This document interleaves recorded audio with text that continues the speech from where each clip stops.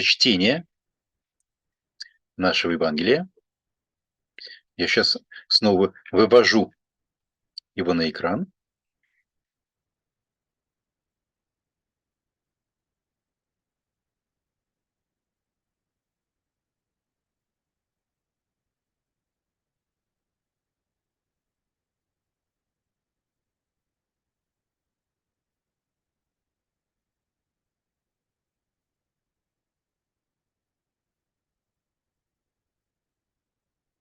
Мы остановили в прошлый раз наше чтение.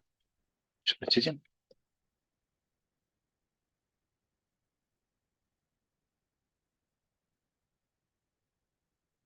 На сцене умножения хлебов. И на сцене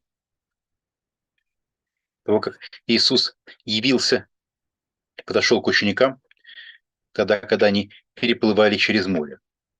Мы кончили на 6:52. 6:51, если я правильно помню. Давайте начнем сегодня чтение стиха 6:52. Скажите, видно ли два текста, которые вывел сейчас на экран? Да. Окей.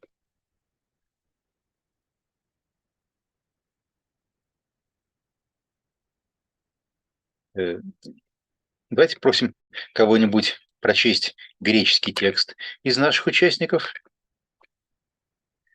Например, Лариса, вы готовы? Мне плохо видно экран. Я сейчас еще Bible запущу свою, пока нет, Михаил Георгиевич. Хорошо, тогда, может быть, мы обратимся к нашим братьям-классикам. Мэгги, вы с нами? Да, я тут. Прекрасно. Давайте мы вас попросим прочесть 6:52 по-гречески, маленький стих. Довольно много, может быть, с ним связано комментариев, размышлений. Пожалуйста. Угар сюнекан эпитоис артоис ален аутон ге кардия пеперомене. Да. Здесь у нас вот то самое гар, которое Марк так часто любит, которое маркирует какие-то вещи, которые он хочет нам сообщить, касающиеся бэкграунда, да, вот. Может быть, даже можно было перевести «ибо». Но основное, что хочет нам сказать, они не поняли, да, усюнекан эпитоис артоис, буквально по поводу хлебов. Но думаю, что, наверное, это тот случай, когда переводчик имеет право и даже обязанность как-то чуть перефразировать переводимый текст. Даже после хлебов, даже по поводу хлебов они так ничего не поняли. Они так ничего не поняли по поводу хлебов. Может быть, все-таки корректнее было бы сказать, даже после чуда с хлебами. Но буквально их сердца были окаменены. Да? Их сердца окаменели. Вот этот момент окаменения сердец, мне кажется, заслуживает целого ряда комментариев. Один комментарий связан с тем, что мы видим это и по Септуагинте. У нас слово «сердце» в греческом языке Септуагинты и Нового Завета употребляется не в качестве какой-то метафоры для нравственной целостности, сострадательности, милосердия и так далее, как это имеет место в русском языке, а вслед за еврейской образностью сердце, у нас еврейское лев, левав, это сосредоточение, понимаете, сосредоточение ума, понимания, да? Скажем, тогда, когда, может быть, сейчас на эти места посмотрим, когда речь идет о том, что Бог ожесточил сердце фараона, как мы это видим в книге «Исход» в первых ее главах, то речь на самом деле не идет о том, что фараон сделал эмоциональную составляющую жизни фараона какой-то такой особенно жестокой или бесчеловечной, наиболее естественное для русского человека понимание фразы «Бог ожесточил сердце фараона». А речь идет о том, что ум фараона стал глупым. Бог сделал его глупым. И, конечно же, здесь стоит перед переводчиком вопрос о том, что нам делать в данном случае с греческим «кардия». Буквальный перевод «сердце», как кажется, на самом деле настолько не соответствует русской метафорике. Сердце как орган ума, орган понимания для нас это образ нашей картине мира совершенно чуждый. Были их умы, как я сказал, пепорумена, буквально окаменевшие. Может быть, здесь тоже имеет смысл немножко изменить метафору. Мы были окаменевшими, ослепленными. Давайте вот теперь от моих сомнений и вопрошений как переводчика перейдем к анализу тех текстов, которые, может быть, образуют внутри Библии какую-то такую, что ли, сетку перекличек. Вот открываем, допустим, у нас нашу Библию. Вот где у нас бывает окаменение. Да? Скажите, сейчас видны наши стишки, избранные по BibleWorks? Видно, да. Прекрасно. Вот, например, посмотрим. У нас Иоанн 12. Да?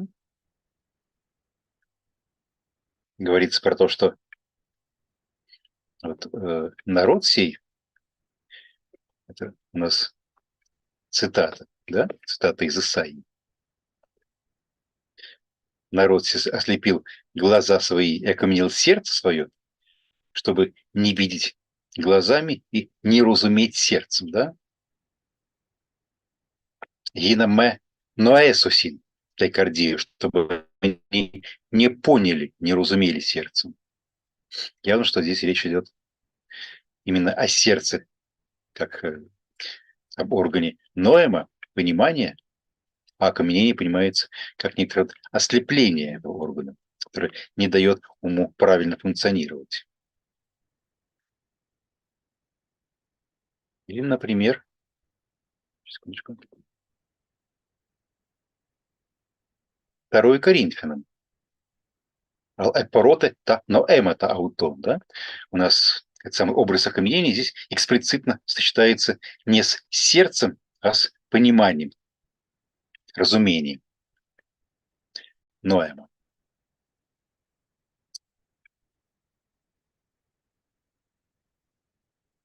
Вот это место, которое мы сейчас смотрели из Иоанна, которое отсылает к тому, что в цитате из Исаии про то, что народ не мог понимать то, что происходит вот, в Новом Завете, то, что делает и говорит Иисус, потому что их глаза были ослепленными, вот, сердца, умы окамененными. Он же перекликается с местом, которое мы уже видели в нашем Евангелии от Марка. Помните какое-то место, где вот к этому же самому ветхозаветному образу содержится отсылка?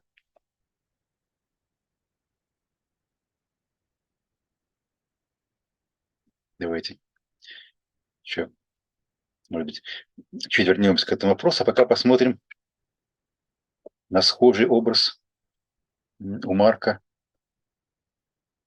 где речь идет про дискуссию, спор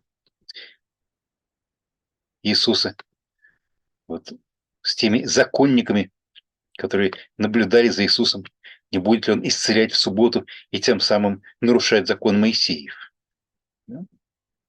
Иисус исцеляет человека с парализованной рукой, спрашивает у своих оппонентов, ну что же, по вашему делу, по вашему мнению, нужно делать в субботу, добро или зло, и смотрит на них с гневом, переблепсамен саутус меторгес, сюлипумнус эпей пороси, то есть кардия саутум. Но вот здесь речь идет именно про то, что как бы вокруг Иисуса есть узкий круг учеников, которые понимают его, и круг его оппонентов, внешний круг тех, которые ведут поросис. То есть кардиас аутон его не понимают. Что происходит у нас вот как бы внутри этой динамики между 3 главой Марка и 6 главой Марка. У нас говорит, что постоянно, словно как по какой-то лесенке, Евангелие от Марка идет к сцене распятия и отвержения Иисуса учениками. Да? У нас здесь ученики, по отношению к ним применяется тот же самое очень серьезное выражение, очень серьезное обвинение, которое было сказано, они оказываются фактически наряду со внешними. Если мы посмотрим не просто на образ окаменения сердец, а на образ ожесточения сердец, то мы видим, прежде всего, очень много отсылок к исходу, да? Здесь, правда, употребляется другой глагол. Не поро тенкардиен ауту, а глагол скларюна тенкардиен ауту. Это то, что делает Бог с сердцем, то есть с умом фараона. Он у нас здесь выступает как некий такой прототипический враг Израиля, да? И то, что у нас язык, которым здесь Марк про учеников Иисуса говорит, оказывается, столь похож на язык, которым у нас в Ветхом Завете описываются враги и архивраги Израиля, да? Эбарюнта, диауту. Это, конечно, очень многое говорит нам про ту тему, к которой мы постоянно возвращались. Ученики Иисуса у Марка, да? Все возрастающее одиночество главного героя Евангелия.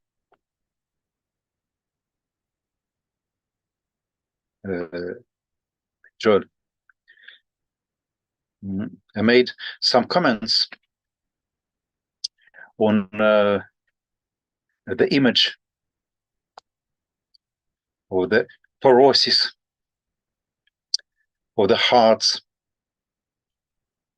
of the disciples, mentioning both the image, the nature of the imagery, that in fact hearts here do not refer to emotional side of human being, but rather to the possibility of understanding. And then I try to draw our attention to the fact that Jesus' disciples are described here in the same, almost in the same terms as Jesus' opponents over, and almost in the same terms as the enemies of the Jewish people in the Old Testament.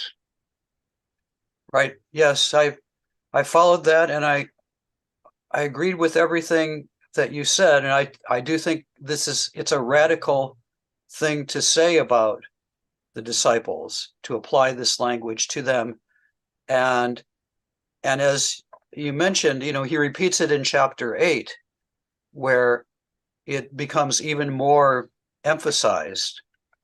And I do think the Old Testament background is important. But I just a few things I'm not sure you mentioned I'd add. First of all, so the classic text, as you showed, is God hardening Pharaoh's heart. But we also have texts in which Pharaoh hardens his own heart. So there's a duality about this. On the one hand, it's, human responsibility. He hardens his own heart. But on the other hand, God's behind the hardening of people's hearts. So there's a mysterious and somewhat contradictory duality. The language is also applied to the children of Israel, though, too. So while it's a terrible thing to have your heart hardened, it may be that that's not the last word, right? Because the children of Israel's hearts are hardened, but there's the possibility that they can be softened, right? And it doesn't mean that God has cut himself off from those whose hearts are hardened. And the other thing I found in various researches that I did is this language is also very common at Qumran. Shuri root lev, hardness of heart, or and usually I think applied again to their enemies, but also that's something that can afflict insiders. But the other thing is this verse 652. What does it mean exactly? That I think you've done a very good job with hardness of heart, but about the loaves, they didn't understand about the loaves. Somebody wrote a whole dissertation on this verse about how it's connected, how their hardness of heart is connected to the loaves. So that's another mystery.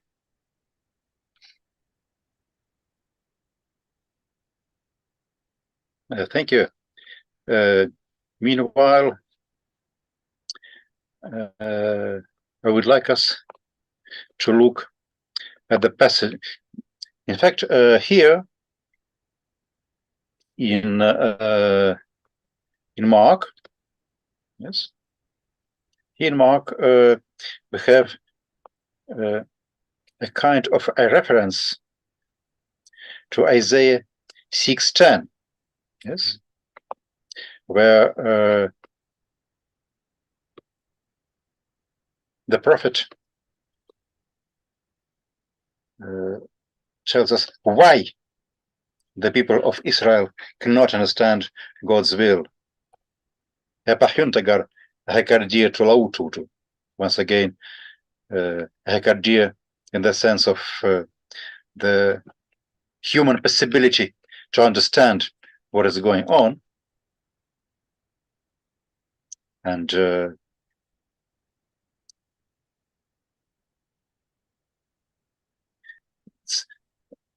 they can hear with difficulty, they can see with difficulty, and the ultimate goal of all this is that's God's will, God's decision behind this. God's decision, I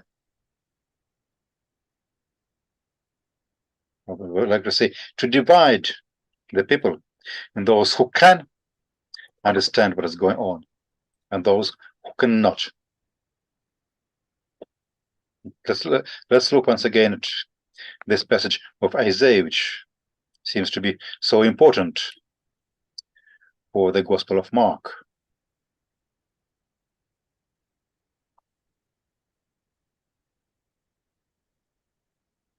И сказал: ну, пойди и скажи этому народу, слухом услышите и не уразумеете, и очами смотреть будете и не увидите, потому что сердце от народа отяжелело, ослепло, они ушами с трудом слышат, и очи свои сомкнули, чтобы они не смогли обратиться, и я не исцелил их. Но помните, мы же уже встречали цитату, отсылку к этому месту из Марка, у Марка отсылку к этому месту из Исаии. Это было... Joel, we already had a reference. Yeah, in 4:11 and 12, 4:11 to 12, right, in the parable theory.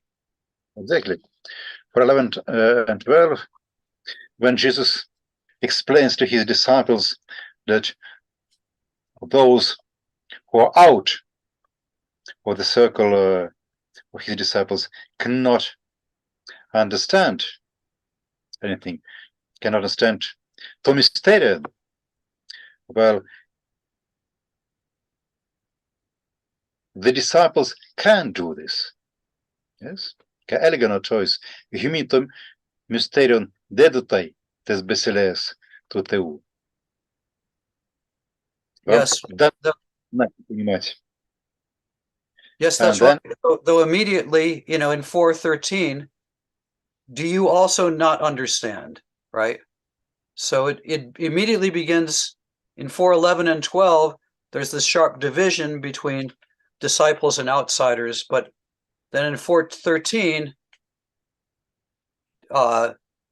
they also don't understand. So there's a beginning of qualification of it, I'd say. so in some sense, we can say that Mark 4:13 somehow prefigures what we have here in 6:52. In 4:13, we have a question.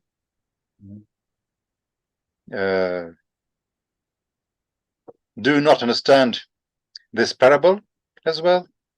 And then in 6:52, we have an answer. Yeah. It looks pretty bad for the disciples. It looks pretty bad for the disciples. But that's the logic of Mark narrative. Yeah. I mean, it is interesting to look at, the usages of Isaiah 6, 10, 11 in the New Testament. It's very frequently cited, as I think you showed. And already with Paul, and in John we saw too, it's used to explain, something that was a big problem for the church, and that was the unbelief of Israel. If Jesus is the Messiah, why doesn't Israel accept him? And so in most of those passages, it's used to explain, well, this is by God's will for some mysterious reason that the rest of Israel doesn't understand. But again, Mark applies it in a way I don't think anybody else does in the New Testament to the disciples themselves. Or if they do apply it, it's in dependence on Mark. Would you like me to show some passages from Paul and John? Пожалуйста. Okay, then please give me the references. Oh, I'll have to find them. Okay. I'll get back to you.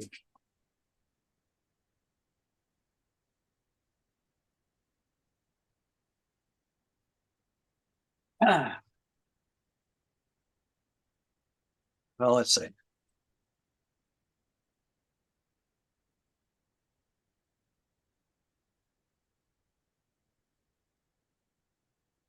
So John was John 12:40, chapter 12, verse 40.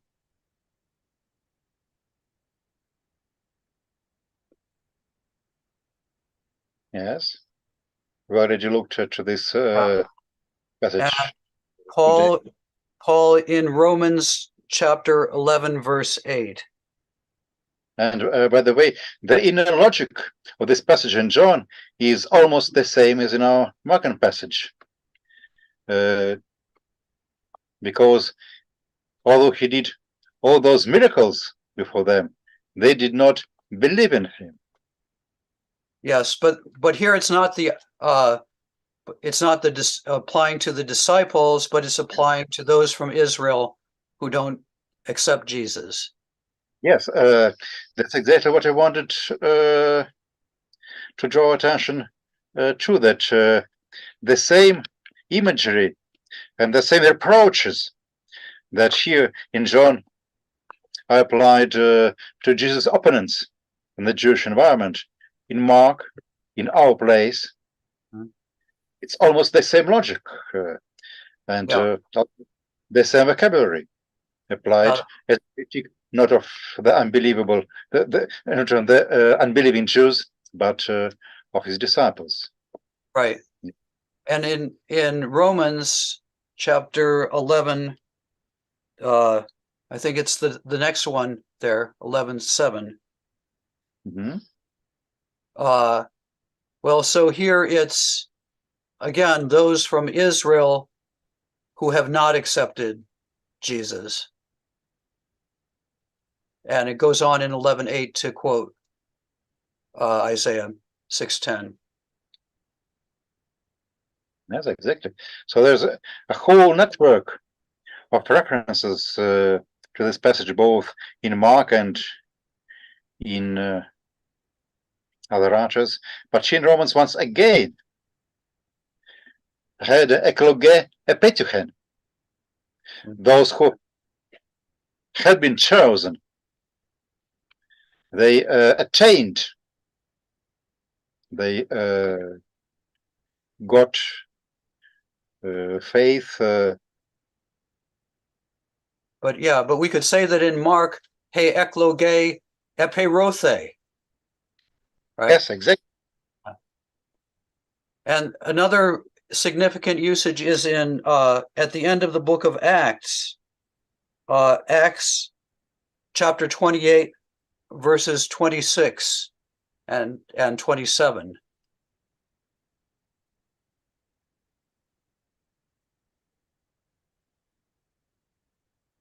Yes. Once again, the same passage from Isaiah. But here again, and this is a very significant passage because it's the end of the whole book. And we've had throughout Acts this division within Israel. Some accept Jesus and some don't.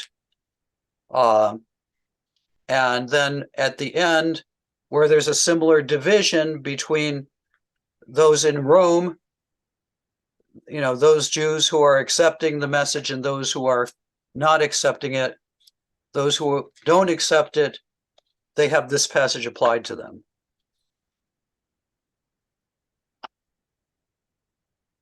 Yes. Here is also important place both in the book of Acts and in the New Testament, because this is an explanation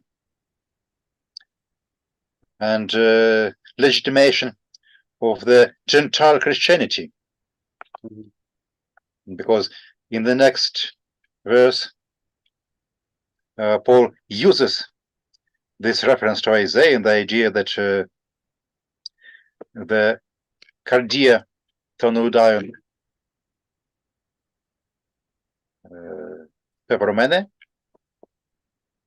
as a legitimation for the mission to the Gentiles.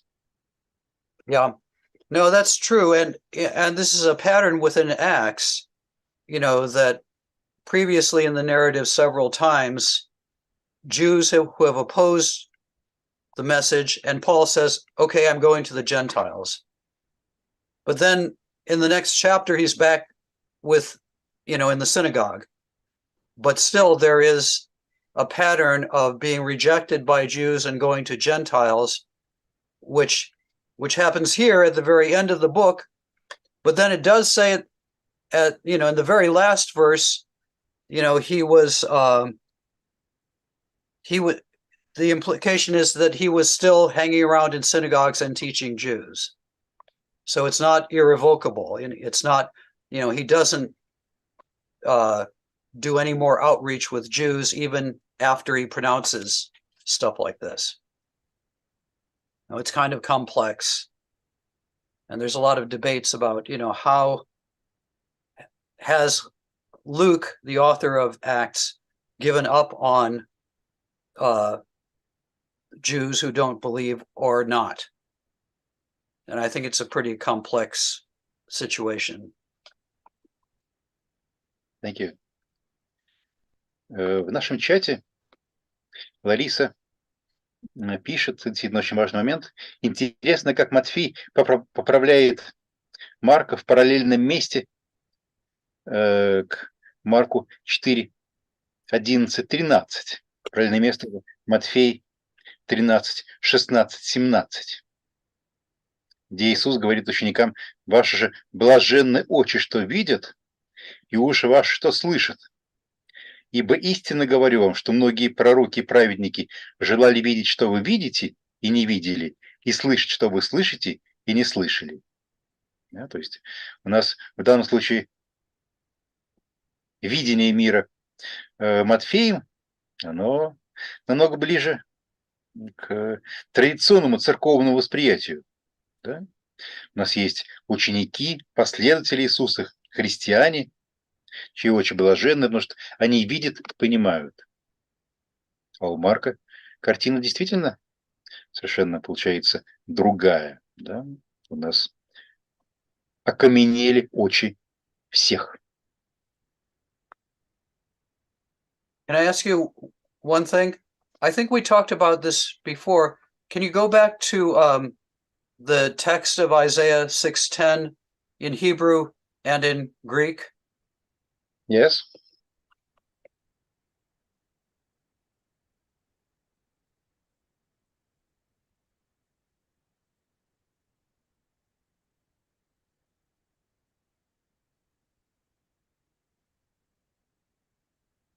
Yes? So there are people who say that the Hebrew is more pessimistic than the Greek, because in the Greek you have at the end, it's all been in the subjunctive, controlled by mepote. Mepote idosin, kai akusosin, kai sunosin, kai epistrepsosin. But then at the end, you have a future indicative, kai iasomai, autus. And I think we discussed this before, and you were skeptical about that interpretation. That the indicative makes it less pessimistic, just holding out the possibility that God will heal them. Yeah, I probably told about Maybe that was you who were skeptical. Yeah. Yeah, Yes, we discussed it already. I can repeat if you like.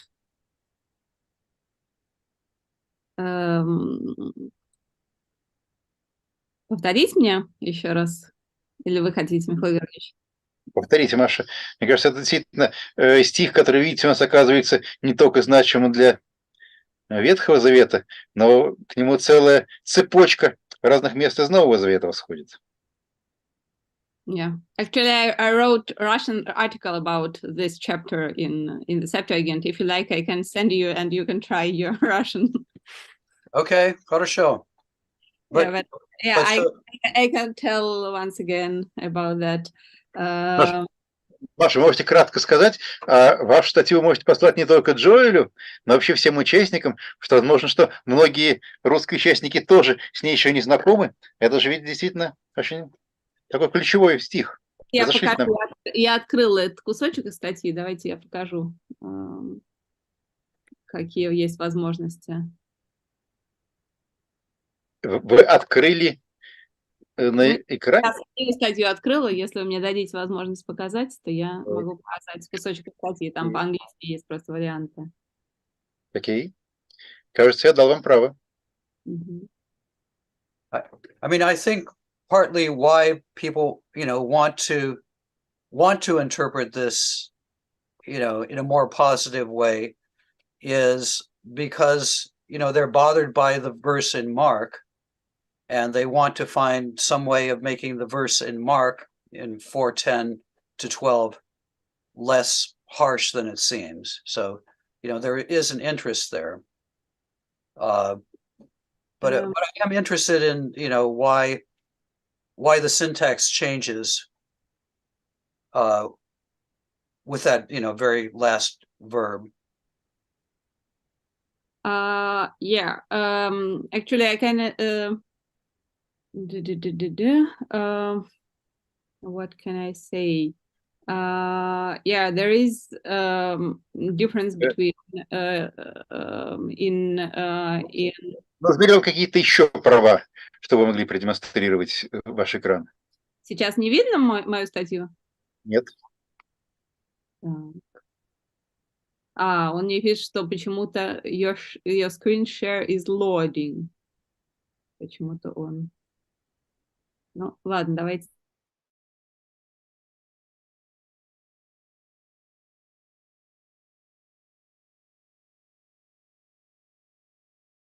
Да. Joel,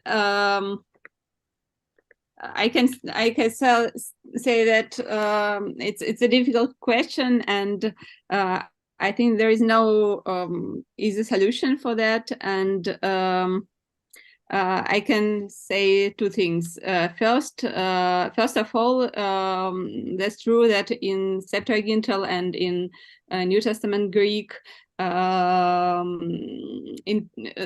is some sort of interchangeability between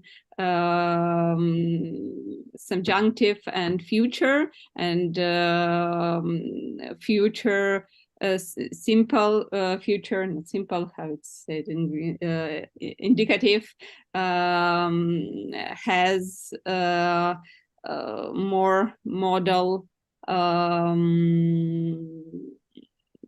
has a tendency to be used in some sort of modal sense, like subjunctive. So, as you know, there are examples in New Testament where mapata is after mapata there is a verb in future.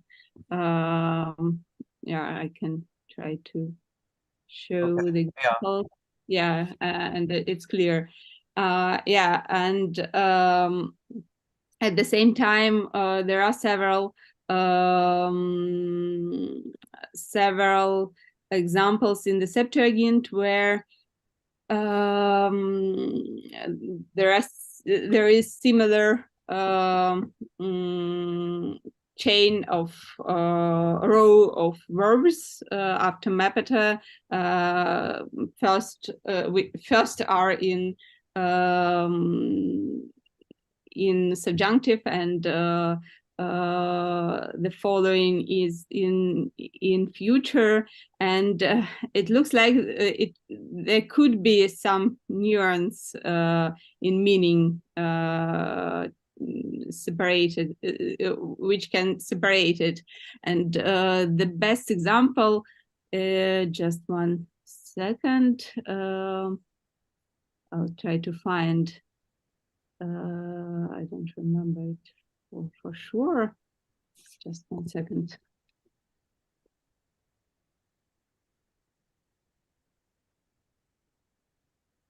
Yeah, it's Genesis chapter 3, 22 in the Septuagint. Yeah, I can try to show it. Just 1 second.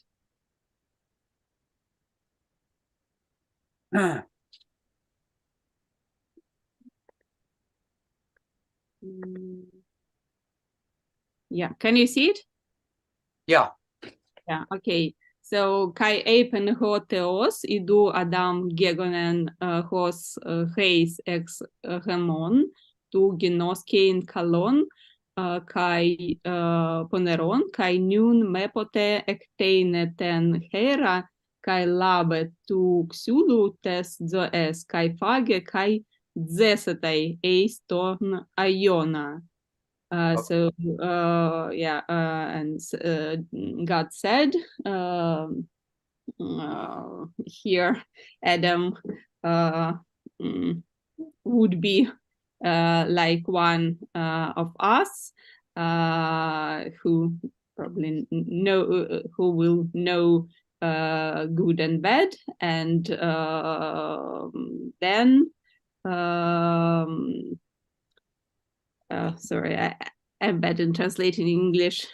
Yeah, and then lest Lest. stick out his hand and take from the tree of life and eat, and he will live. Yeah. And he will live Forever. Yeah, and I think this is a very good example, which shows that in such expressions, on the one hand, there is some distance between actions which are expressed in subjunctive, ekteine, labe, and fage. It's what's happening now, and zosetai, it's a later consequence of this action. But at the same time, there is no hope here, and it's hard to say that it's Oh, that's a very good parallel. And it's clear that zesetai is also connected with mepote, and it's not separated from that, and it's separated in time, but not in having positive meaning instead. That negative instead of negative. So if we go back to Isaiah, I think that something similar could be applied to this text, and also that it's I will not say I will not heal them ever. Yes, there is parenthesis here, but not the positive meaning. Okay, that's a very good parallel and explanation. By the way, the structure of these two places is also very similar from the point of view of the grammar. I mean, the usage of tenses, because in both cases we have a series of actions, and all these actions except the last one, the culminating one, are expressed in subjunctive mood, but the last one, the culminating one, is expressed in future. So probably this is not coincidental, but this is some feature of the Koine usage of tenses. It has been noted by many researchers, including Murauk in his syntax of the Septuagint Greek, that subjunctive and actually this that it is what I now told is the same as Murauk. Okay. So it's not my idea. Okay. I like the way you put it better. He translated, then I would be compelled to cure them. Okay. And and nets, as you see, translates, and I would heal them, and I think it's not right. Okay. I think it's. I mean, that's the more positive interpretation. I think that's not not what is meant in this text. Yeah, there is some sort of positivization in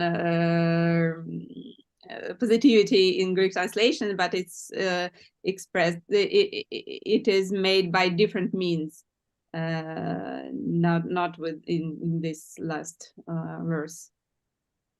Yeah, I think it's it's more important that in the Septuagint these verbs are in epachunte and ekusan and ekamusan are in indicative, so it's just the state of people, not a command not a command to prophet to make them like this. Do you think that the Isaiah text is deliberately echoing the Genesis text? Because the Genesis text is such an important text. You mean in syntax here? Yeah. In Greek? I don't know. It's hard to say. Yeah. I'm not sure. Yeah, it could be. Yeah. I mean, both of these are such important instances of like sin and then a judgment of incomprehension. Yeah, it's a nice idea, but it's hard to say for me. I don't know.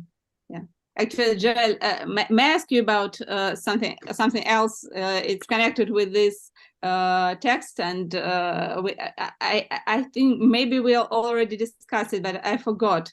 Are there any studies? Привет, я дома.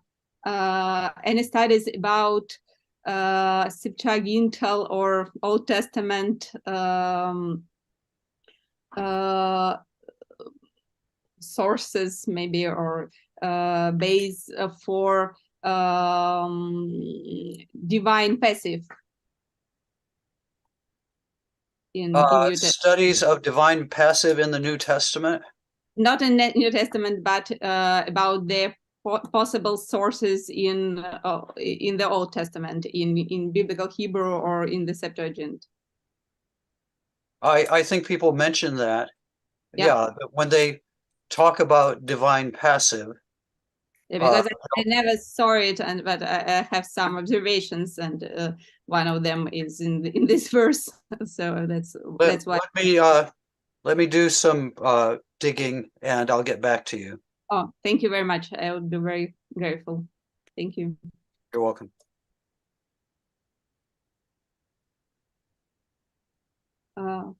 Yeah, can I stop sharing? Don't share anymore. Yeah, okay. Can be a mistake to share too much. Спасибо, Маша. In English, in American English, we say oversharing. That's something we don't want to do.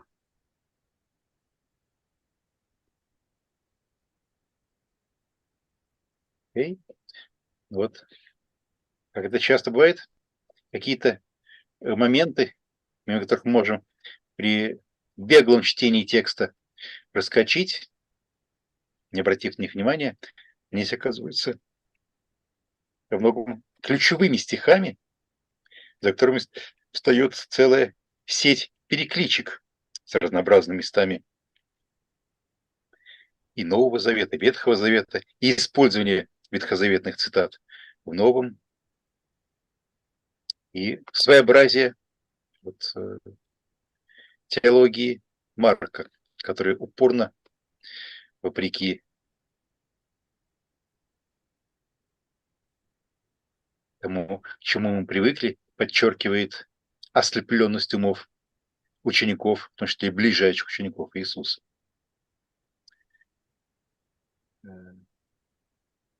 Давайте, может быть, следующую перикопу прочтем чуть-чуть побыстрее. Кто сейчас к нам присоединился из наших учеников, коллег? Кто хотел бы сейчас прочесть допустим, стихи с 53 по 56. Вот весь этот немножко переходный кусочек. Ирина, хотели бы? Нет, я тут в метро, неудобно. Прошу прощения. Хорошо. Мэгги, тогда мы попросим вас еще раз Да, выступить. конечно. Окей. 53-56. Вот все, что мы сейчас видим на экране. Мгм. Kai diaperasantes epiten gen elthoneis Genesaret, прошу прощения, Kai prosor misthesan, Kai exelthonton auton ectu ploiu euthus epignontes auton. Priedramon ol golen ten horan ekeinen, kai erxanto epitois krabatois tus kakos echontas periferein hupu ekuon hoti estin. Kai hupu an eseiporeveto eis komos eis poleis eis agrus. Entais agorais etithesan, tus adhenuntes kai parecalun auton ginacan tu craspedu tu himatiu autu absontai kai hossoi an repsanto autu esoxanto. Созданто. Мгм.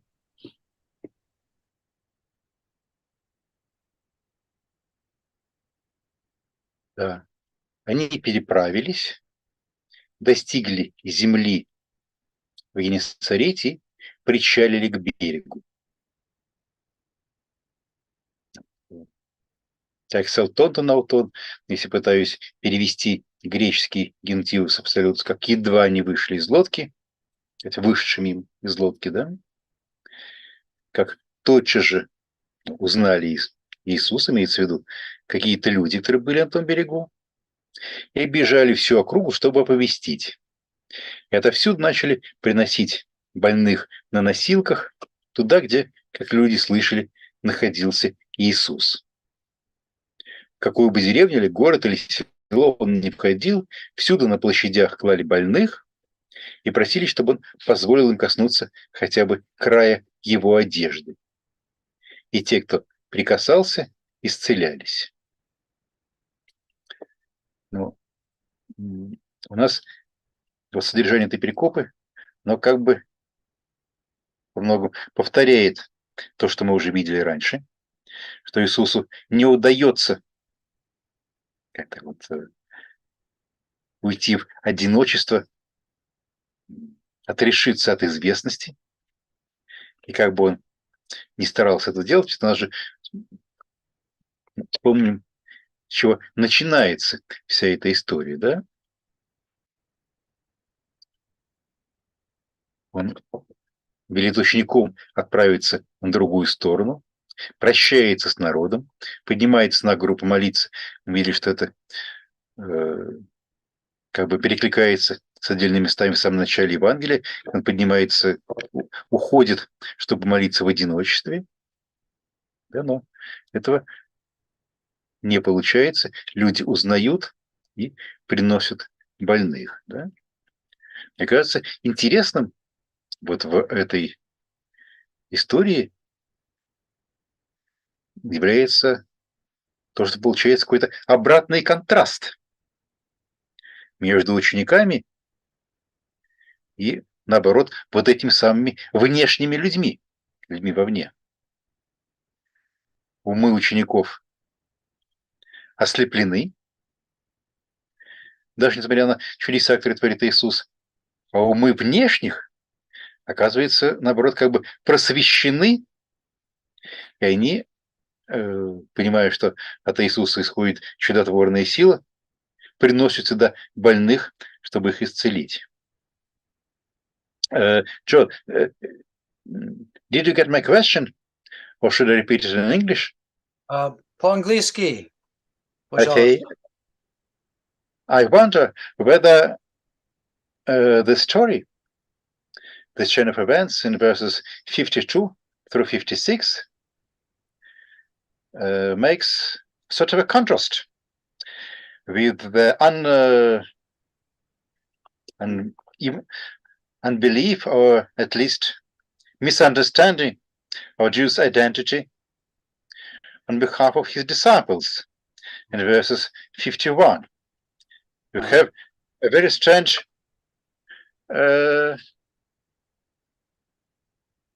inversion of what we saw before this. The disciples do not understand. The same verses of Isaiah that earlier have been applied to the outsiders are now applied to the disciples, while the outsiders, they understand, they synaken, maybe because of Jesus' miracle with the loaves, or because of other miracles, and they act in the right way. They try to ask Jesus to perform more miracles. Yeah, I mean, I think it's an interesting suggestion. It sort of depends on what sunekan means in 52, right? What is it, again, that the disciples don't understand that they should have understood? What does it mean they didn't understand about the loaves? I guess on one level, I mean, Jesus has just multiplied miraculously the loaves, but they still didn't understand his power, I guess, and that's, I guess, why they're astonished at the end of verse 51. But I mean, it could also be that understanding is a deeper thing than just knowing that Jesus has the power to heal. I mean, I think the disciples' lack of understanding goes deeper than that. But I do think in the overall context of the gospel that, you know, you're right that this, you know, this sharp division that we saw in 4:10 to 12 between the disciples and the outsiders, it begins to be messed up almost immediately. And at the end of the gospel, the disciples all run away, and it's an outsider. It's a Roman soldier who sees what's going on.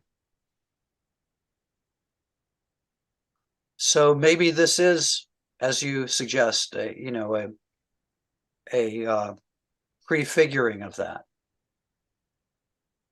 Yes, I would like to ask whether this is just messing up, that both disciples and the outsiders are now treated in the same way, or even it is not just messing up, but it's an inversion, like in the passage that you mentioned, that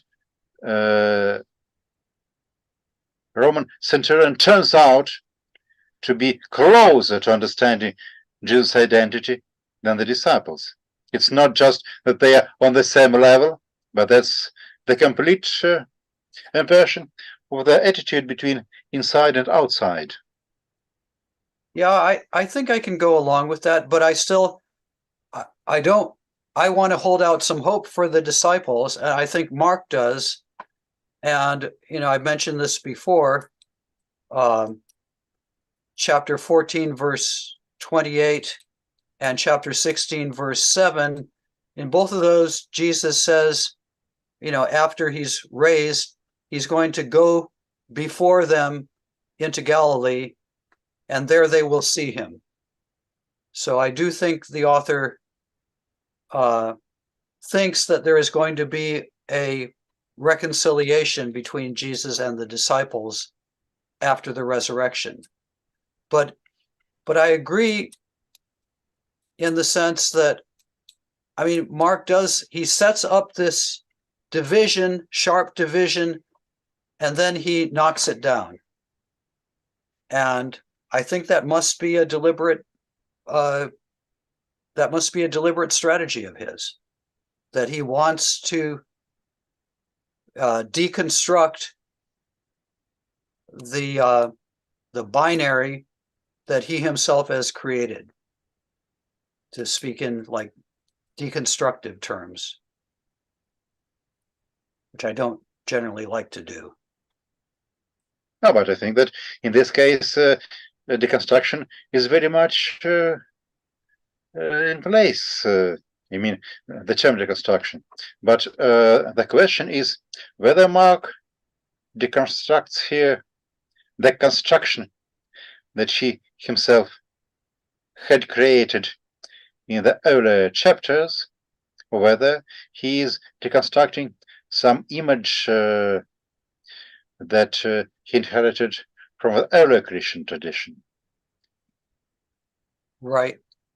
No, I think that's an important question. Yeah. This black and white duality between those who are inside and who can understand and those who are outside and cannot understand was Mark's own invention, or whether he inherited it from the earlier tradition just in order to deconstruct it. Well, yeah, I think it's likely that he did inherit it from the earlier tradition. And he is deconstructing it. But I guess maybe I don't think that he deconstructs it as totally as you think that he does, because you want to say, I think, that the disciples represent, some other faction in the church, some other stream of Christian tradition, maybe the Jerusalem disciples, that Mark is opposed to. Am I correct in my inference there? Question mark. Is that where you're going? Not really. I rather regard it's a good question, because definitely I like very much the Gospel of Mark, especially because of that particular worldview that is so prominent in Mark.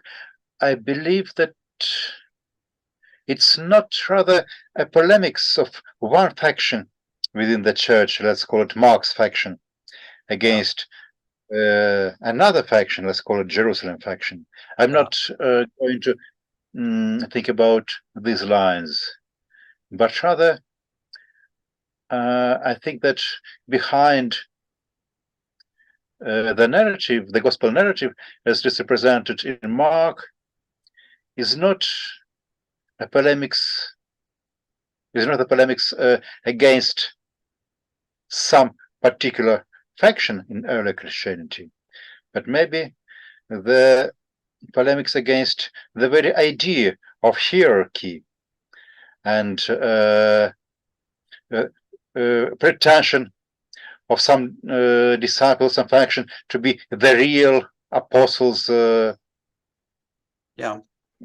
We have the same attitude in Paul. We discussed it somehow last time, that Paul does not say that other apostles are bad, or they're not apostles. He just says that we are all under the sin. Yeah. No, I like that, and I think the comparison to Paul is good, but you have a similar kind of duality in Paul, because sometimes he constructs a dualism, of insiders and outs, like in Romans 2.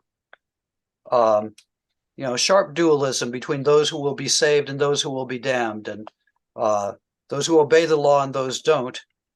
But then, and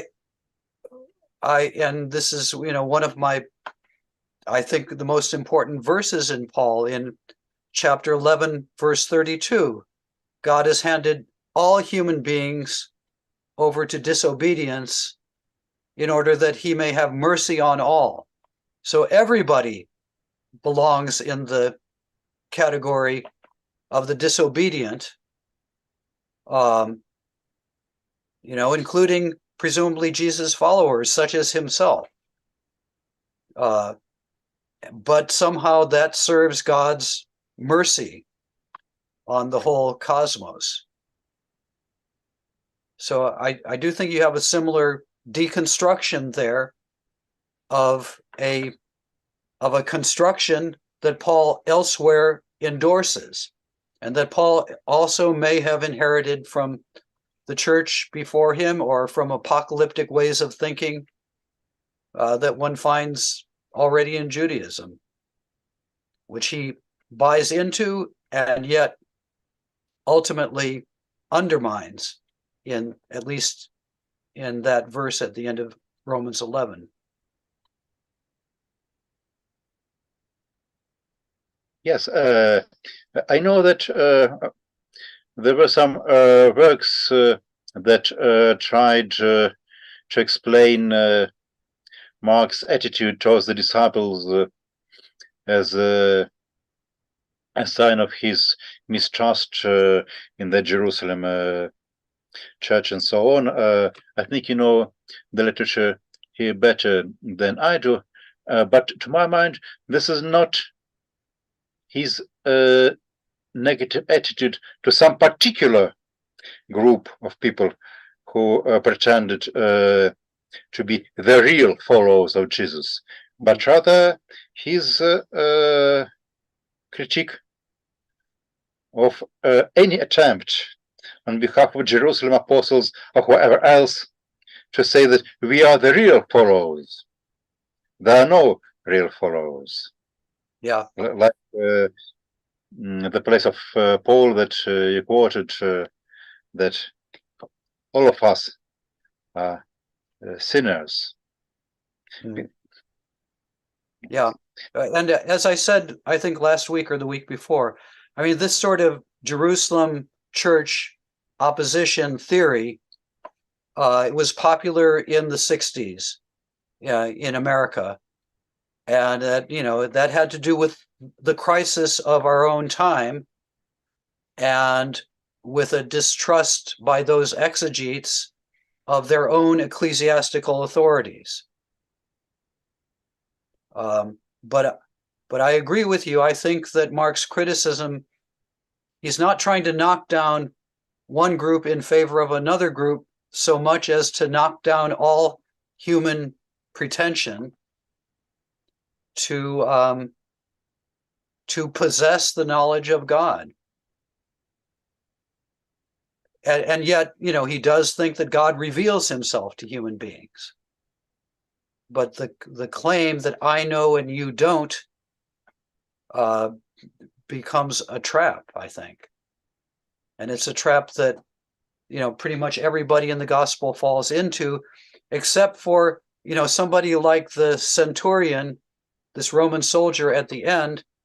But these people are just, they're just momentary appearances. I mean, there are people who want to say that the disciples as a group, they disqualify themselves, and the real model for faith are people like the centurion, the Roman centurion, like the woman who reaches out in faith to Jesus and is healed by him, like the mother of the Syrophoenician woman. And I mean, that's true. These are all, they're positive examples of faith, but they just appear for a moment and then they disappear. And I think Mark, it's easy to reach out in faith for 1 minute, but it's hard to follow day after day. And I think Mark recognizes that, and his portrait of the 12 is a portrait of the realistic problems that disciples meet and fall into, and the way that they fail. But that's not the last word for them either, because then there's still Jesus' promise that he will see them again in Galilee. Okay, thank you. End of sermon. I think thank that you. would be a good sermon. Yeah. Thank you, Joe. If we have any questions or remarks on verses 53 through 56 at the end of chapter 6, we can discuss this, or since we still have some time, we can move on to the beginning of chapter 7. Before we do this, we'd like to ask you, Joel, or anyone who is present at our seminar, whether you have any questions or remarks on the end of chapter 6. I don't have anything. I mean, I would think that, these verses are editorial verses that Mark himself has written to connect, his narrative.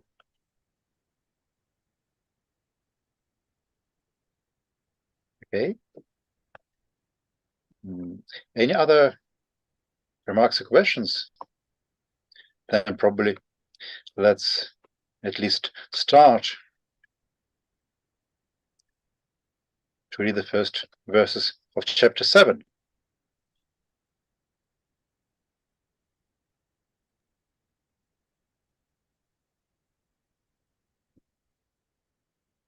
Let's try to read them verse by verse.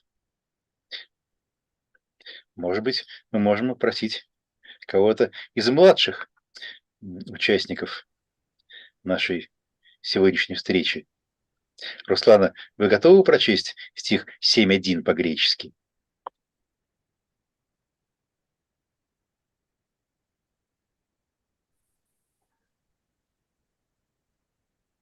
Руслана, вы с нами?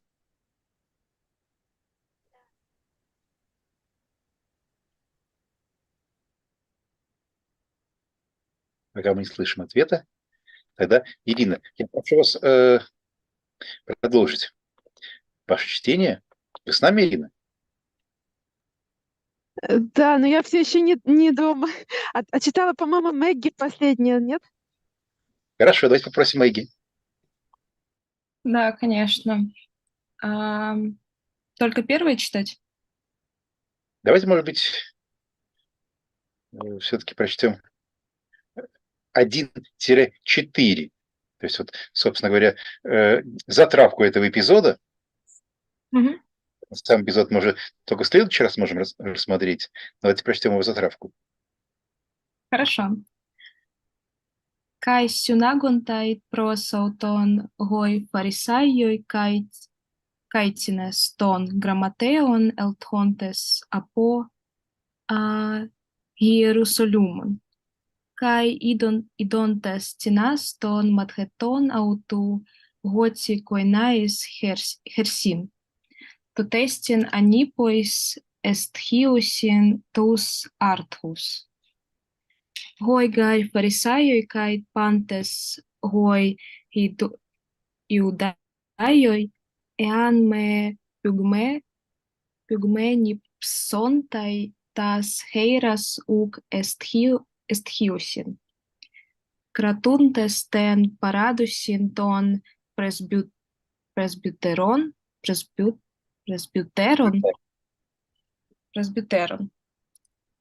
Kai apagoras ean me baptisontai uk esthiusin kai alla pola estin ga parelabon kratein baptismus poterion kai xesto kai xeston, kai halkion. Кайкелинон. Давайте добавим еще и слова, которые были у нас здесь в скобках, насчет которых, как мы видим, сомневаются издатели, включать их сюда или нет. К Иисусу подошли фарисеи, это и некоторые истолкователи Писания, пришедших из Иерусалима. Они увидели, что некоторые из учеников Иисуса приступили к еде с нечистыми руками, то есть не омыв рук. А фарисеи, как и все иудеи, не приступают к еде, пока не омоют рук. Так они соблюдают предписания отцов. Придя с рынка, они не приступают к еде, пока не совершают омовение. И еще многих других предписаний соблюдают об омовении чаш, кувшинах, медных сосудий и карабатий. Но карабатий, видим, здесь у нас в критическом издании отмечено как возможная добавка. Это у нас продолжается тем самым тема противостояния Иисуса и фарисеев.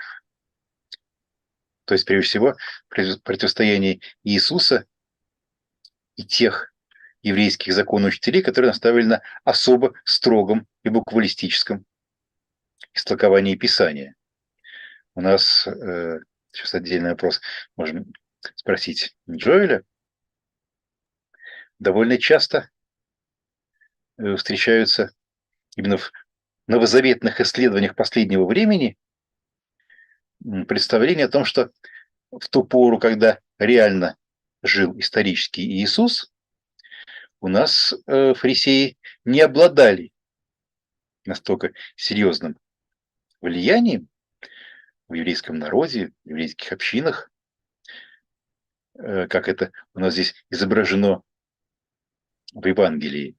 И что образ фарисеев как главных оппонентов Иисуса и даже главных виновников смерти Иисуса возникает уже в первом христианстве позднее под влиянием полемики между христианами и протораввинистическом иудаизме, а в протораввинистическом иудаизме действительно, по-видимому, именно наследие фарисеев, парушим, играло ключевую роль. Любопытно, что здесь вот у нас в этом тексте какие-то вещи, которые действительно судят, скажем, по предписаниям и текстам позднейшего раввинистического иудаизма, восходят к традиции фарисеев. Любопытным образом здесь у нас у Марка, видите, говорится «гой-гай фарисайей». Дальше, словно бы, автор поправляет себя. «Кайпантес гой иудаей». Вот, фарисеи, и дальше, как и все иудеи, не приступают к еде, пока не омоют рук. Очевидно, что здесь как бы автор пытается сам себя поправить или сам собой полемизирует. Про какой-то бэкграунд говорит, что вот так поступают фарисеи, а дальше поправляются иудеи все. Но у нас действительно вот строго разработанные предписания о том, что нужно руки омывать или, по крайней мере, обрызгивать перед едой, относится уже к раннему раввинистическому иудаизму и дальше к позднейшим раввинистическим предписаниям. Но сама по себе идея того, что омовение рук как знак чистоты, вот, как бы, полагается делать благочестивому иудею, но встречаются намного раньше. Ну, вот, скажем, даже для меня это особо интересно, потому что это связано с посланием Аристеи, да?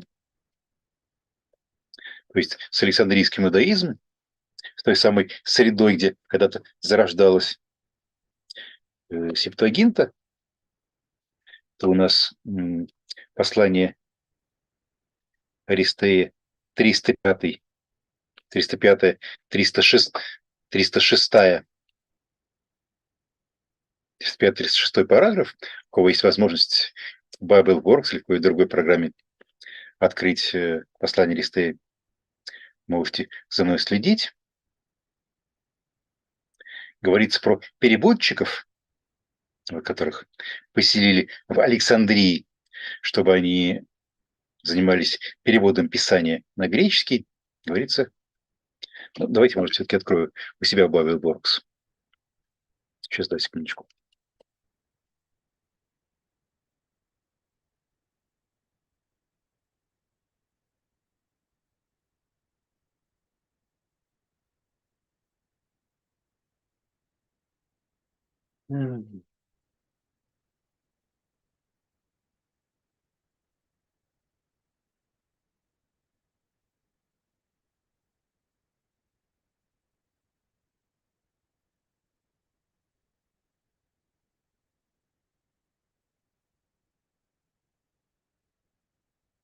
Сейчас.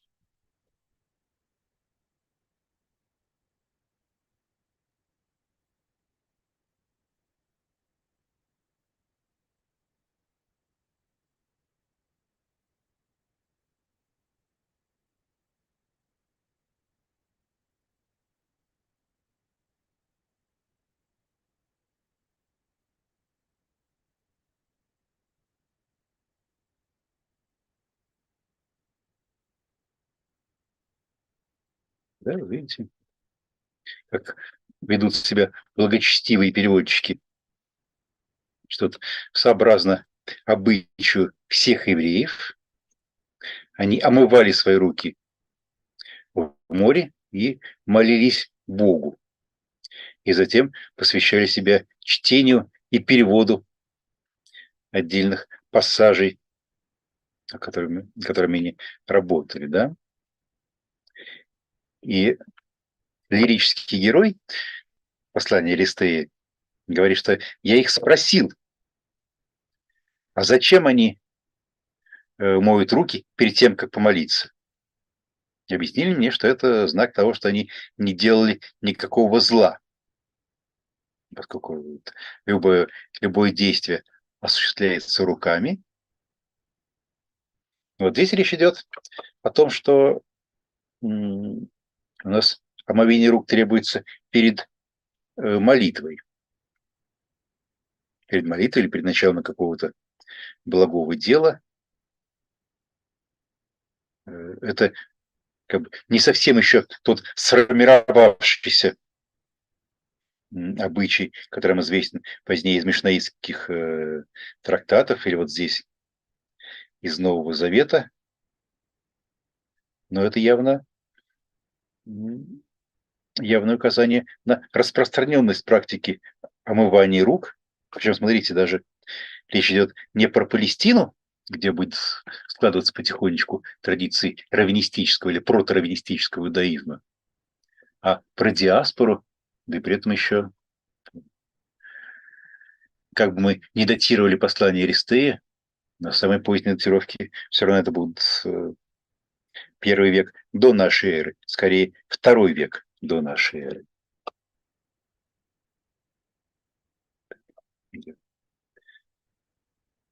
Пожалуй, да, закрою сейчас Аристея, да, видите, мы все могли и прочесть это. 305-306 параграфы из послания. Простите? Не видим на экране, мы видим Марка. Экран не поменялся, простите. Тогда.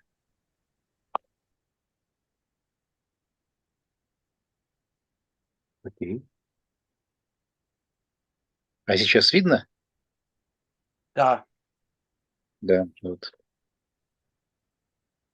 Vos de etas esti pasitois iudaius aponipsamenai te talasse tas heiras. Госан Элксандай просто он теон.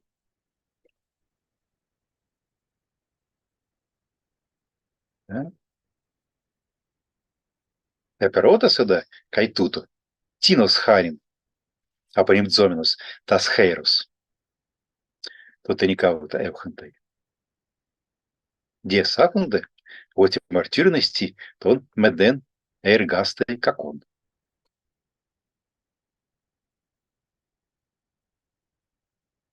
I think this may be one of the earliest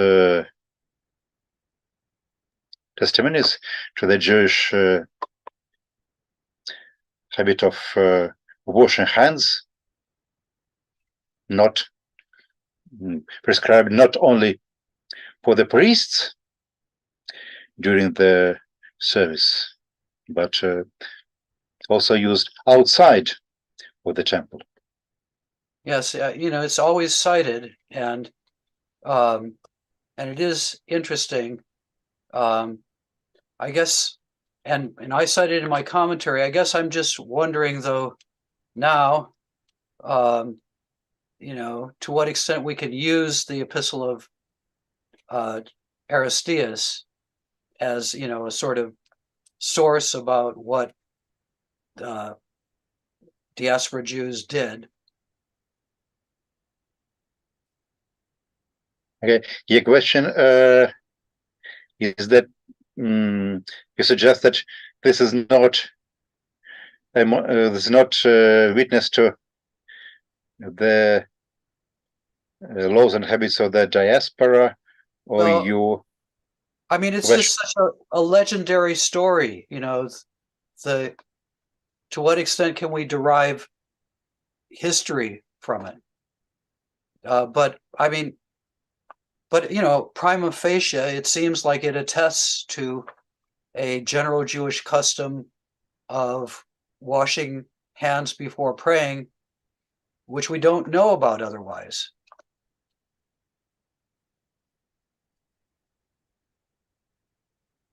And Mark is presenting, he's presenting the Pharisees washing their hands as something distinctive about them, though then he deconstructs it again by saying that all the Jews do it, which I don't know if that is historical either.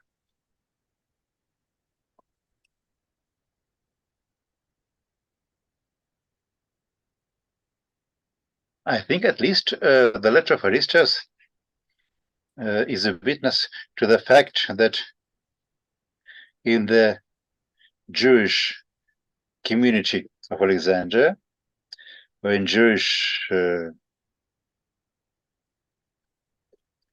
circles at the time, washing hands was regarded as a sign of piety, whether it was prescribed to wash the hands every time you want to pray is not clear, but I think that this passage could have been written only if the author thought that he and his audience would regard this as a sign of piety. He may have exaggerated this. Look, these 72 men were so pious that they washed their hands every time before they wanted to pray or to translate a piece of scripture. Okay, but I agree with that, and that seems right to me, and there probably was some sort of custom of washing hands. It does fit into his overall allegorical interpretation of the Jewish law and Jewish customs, which is, that runs throughout the whole letter. The whole letter is, or at least a section of the letter is explaining in great detail why the Jews have these peculiar laws, and they all turn out to be allegories for virtuous behavior.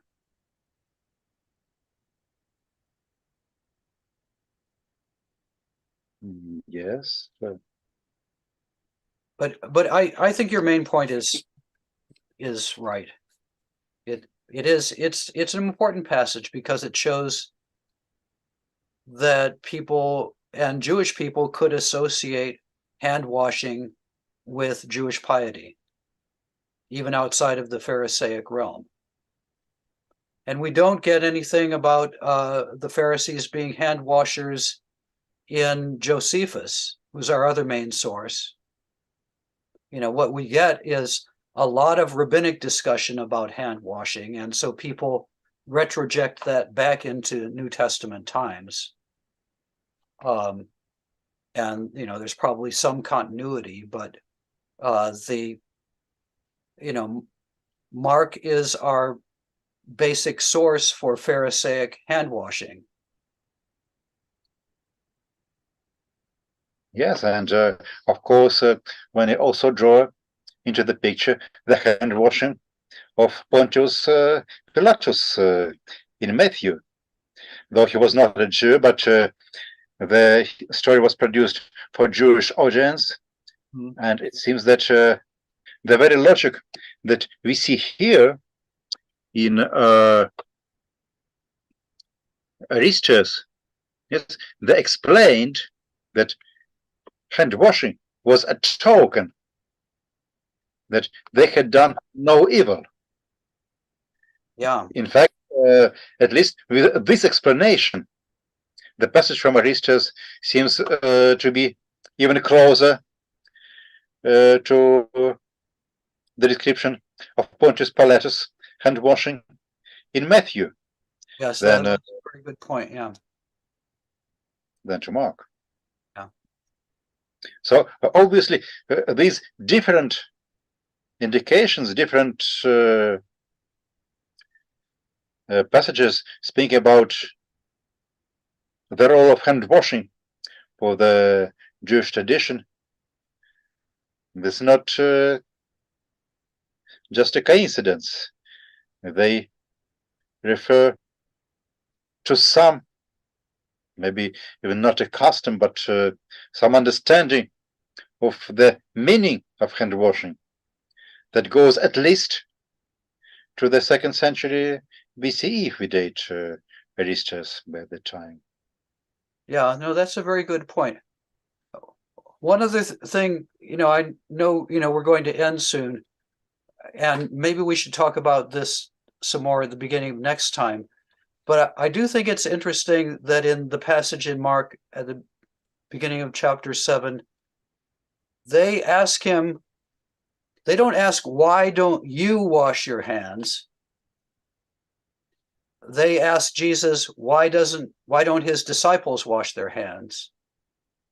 And this is a pattern elsewhere in the gospel too, like in chapter 2, I can't remember if it's the Pharisees or the scribes. They ask Jesus, or maybe it's the disciples of John the Baptist. I forget who it is, but they say, why don't your disciples fast? So there's some question about what Jesus' disciples do, but, if it were in a realistic context, I would think that they would ask Jesus why he doesn't do it. And, this sort of observation was used by Bultmann and others to say that, these are ideal scenes that were constructed by the early church to explain what they did, rather than traditions going back to the historical Jesus. I'm not sure that's necessarily true, but the question is a good one. Why don't they ask Jesus what he's doing? My preliminary answer would be quite close to that of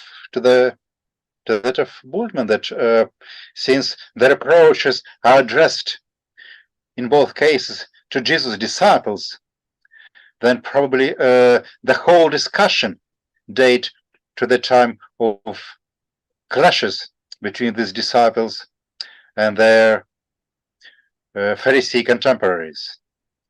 But let's since now we enter into a new era of, and you did it with your reference to Bultmann, namely the area of to what extent the controversies that we encounter in Mark can be traced to historical Jesus or to the time of Markan community and the early church. Let's start our next meeting with the discussion on this topic. Good. Хорошо. Хорошо. Спасибо, Джоэль. Спасибо лаха. Спасибо. Пока. Спасибо. Bye.